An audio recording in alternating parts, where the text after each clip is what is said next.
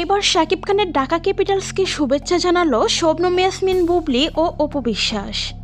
সম্প্রতি বিপিএল এর রেকর্ড ভেঙে বিশাল জয় পেল শাকিব খানের ঢাকা ক্যাপিটালস।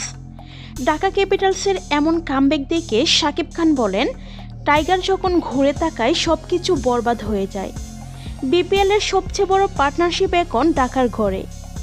ম্যাচ জিতে তিনি দ্বিতীয়বার ফেসবুকে লিখেন, সব রেকর্ড ভেঙে প্রতিপক্ষকে বরবাদ করে ঢাকা ক্যাপিটালসের রাজকীয় জয়।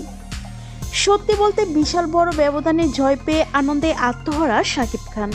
শাকিব খানের ঢাকা ক্যাপিটালসকে শুভেচ্ছা জানিয়েছেন শবনম ইয়াসমিন বুবলী।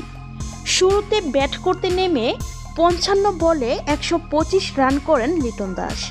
অন্যদিকে তানজিদ হাসান করেন 64 বলে 108 রান।